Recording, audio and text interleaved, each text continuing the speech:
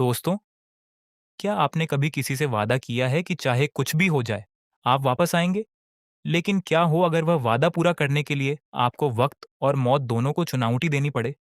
आज हम बात करेंगे इम्तियाज अली की डायरेक्टरल मास्टरपीस मैं वापस आऊंगा की, जिसमें दिलजीत दोसांझ ने अपनी जिंदगी की सबसे बेहतरीन एक्टिंग की है। ये सिर्फ एक लव स्टोरी नहीं, बल्कि एक ऐसी कहानी है जो आपके दिल को चीर कर रख देगी। मूवी की शुरुआत होती है एक बुजुर्ग आदमी इशार से। सुबह उठते ही इशार न्यूज़ देख रहा होता है। थोड़ी देर बाद वो अपने ड्राइवर से कहता है कि उसे एक एड्रेस पर जाना है। ड्राइवर एड्रेस देखकर हैरान हो जाता है, क्योंकि एड्रेस पाकिस्तान का होता है, लेकिन इशार उसकी कोई बात नहीं सुनता और यू से सीधा वहां चलने के लिए कहता है। कुछ देर बाद वो इंडिया पाकिस्तान बॉर्डर के पास पहुंचते हैं। आर्मी वाले उन्हें रोक लेते हैं। इशार कहता है कि उसे सरगोदा जाना है। आर्मी ऑफिसर्स यूँ समझाते हैं कि सरगोदा पाकिस्तान में है और वो अब इंडिया में खड़ा है। पार्टीशन के बाद दोनों कंट्रीज के बीच बॉर्डर बन चुकी है। इशार ये सुनकर बिल्कुल टूट जाता है। यूज यकीन ही नहीं होता कि जिस जगह को वो कभी अपना घर समझता था, अब वहां जाना भी पॉसिबल नहीं है। इस टेंशन की वजह से उसकी तबीयत खराब हो जाती है और यूज हॉस्पिटल में एडमिट करना पड़ता है। इशार की फैमिली में उसके बेटे और पोते हैं। उसका पोता नीर लंदन में रहता है। नीर को एक जगह टिक कर जॉब करना बिल्कुल पसंद नहीं है। पिछले एक साल में वो कई जॉब छोड़ चुका होता है। वो कॉमेडी करने की भी कोशिश करता है, लेकिन उसके जोक्स लोगों को ज्यादा पसंद नहीं आते। नीर की एक गर्लफ्रेंड भी होती है जो रिलेशनशिप को लेकर काफी सीरियस है, लेकिन नीर कमिटमेंट के लिए रेडी नहीं होता। इसी वजह से दोनों के बीच आर्ग्यूमेंट हो जाता है। तभी नीर को उसके फादर का फोन आता है। वो बताते हैं कि उसके दादाजी की तबीयत बहुत सीरियस है। नीर तुरंत इंडिया आ जाता है। हॉस्पिटल में जब नीर अपने दादाजी से मिलता है, तो इशार कुछ कहने की कोशिश करता है, लेकिन ठीक से बोल नहीं पाता। नीर बार बार उनसे बात करने की कोशिश करता है। तभी वीडियो कॉल पर नीर अपनी गर्लफ्रेंड को दादाजी से मिलाता है। गर्लफ्रेंड को देखते ही इशार थोड़ा रिएक्ट करता है और नीर से एक अजीब बात कहता है। वह कहता है, शादी मत करना। नीर को समझ नहीं आता कि दादाजी ऐसा क्यों कह रहे हैं। धीरे धीरे नीर को पता चलता है कि इशार की जिंदगी का एक बहुत बड़ा हिस्सा पाकिस्तान के सरगोधा में छूट गया था। अब स्टोरी फ्लैशबैक में चली जाती है। साल था 1947। उस वक्त यंग इशार सरगोधा में रहता था। वो एक वेल्थी फैमिली से था और कॉलेज में पढ़ता था। क्रिकेट उसका फेवरेट था। इसी कॉलेज में एक लड़की थी, अफसाना। अफसाना को शायरी का बहुत शौक था। इशार उसे दूर से देखता था, लेकिन उसे बात करने की हिम्मत नहीं करता था। एक दिन कॉलेज में पार्टीशन की बात होती है। इंडिया और पाकिस्तान के अलग होने की खबर हर तरफ फैल रही होती है।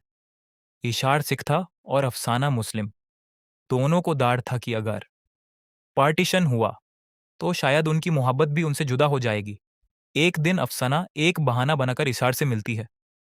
वहां निसार को पता चलता है कि अफसाना भी यूज पसंद करती है। दोनों बहुत खुश होते हैं, लेकिन अफसाना को फ्यूचर की टेंशन होती है। वो कहती है, अगर हम अलग हो गए तो। इशार उसे भरोसा देता है कि वो कभी सरगोदा छोड़कर नहीं जाएगा। दोनों की लव स्टोरी धीरे धीरे आगे बढ़ने लगती है। वो छुप छुप कर मिलते हैं और एक दूसरे के साथ फ्यूचर के सपने देखते हैं। लेकिन बाहर के हालात दिन ब दिन खराब होते जा रहे थे। दंगे बढ़ने लगते हैं और लोगों के अंदर डर बढ़ता जा रहा था। अफसाना इशार से प्रॉमिस लेती है कि वो कभी यूज छोड़कर नहीं जाएगा। इशार भी वादा करता है, लेकिन पार्टीशन का वक्त किसी के वादों से नहीं रुकता। स्टोरी फिर प्रेजेंट में आती है। नीर अपने फ्रेंड्स को अपने दादाजी की स्टोरी बताता है। उसे लगता है कि इशार के दिल में कोई ऐसी बात है जो इतने सालों से दबा हुआ है। नीर अब सच जानने की कोशिश करता है। स्टोरी फिर 1947 में चली जाती है। इशार को कुछ लोग वार्न करते हैं कि अब सिचुएशन बदल चुकी है और उसे सरगोदा छोड़ देना चाहिए। लेकिन इशार कहता है कि वह अपना घर नहीं छोड़ेगा। उसकी फैमिली बेही कंफ्यूज्ड होती है।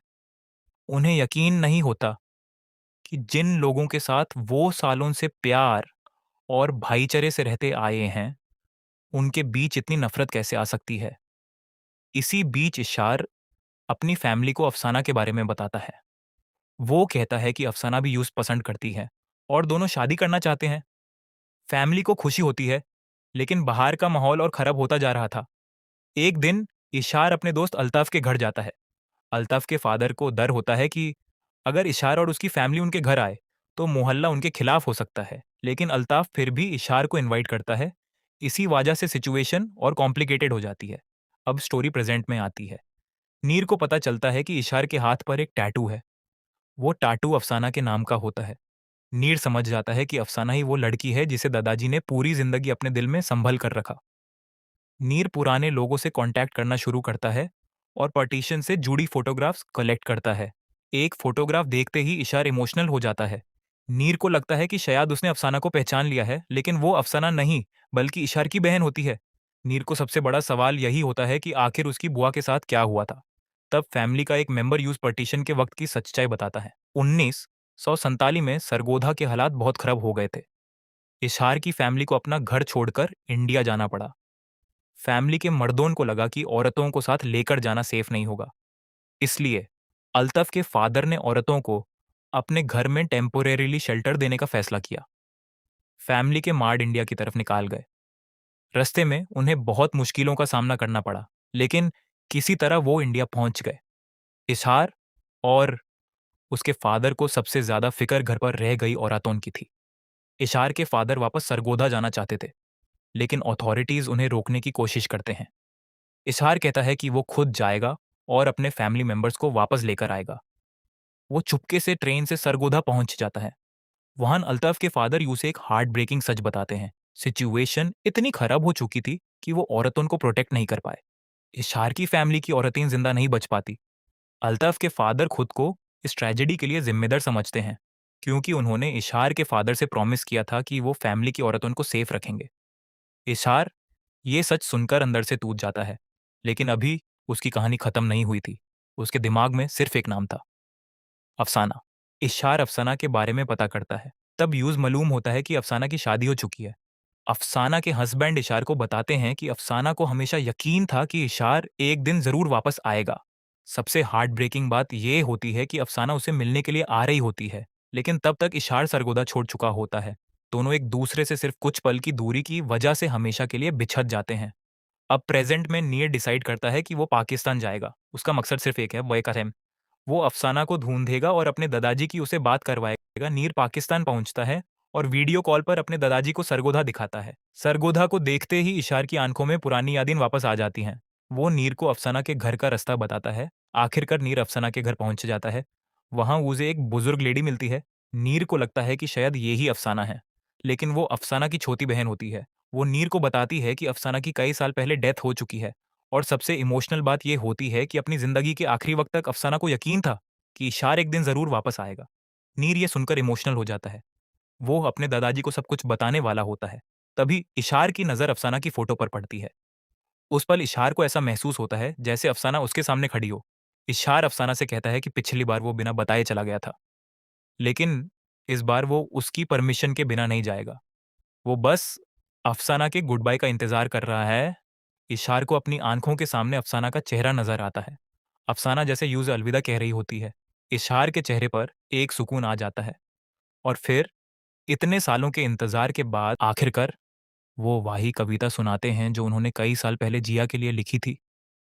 वो जिया से इस दुनिया से जाने की इजाजत मांगते हैं, क्योंकि उन्होंने वादा किया था कि वो उसकी मर्जी के बिना कभी नहीं जाएंगे।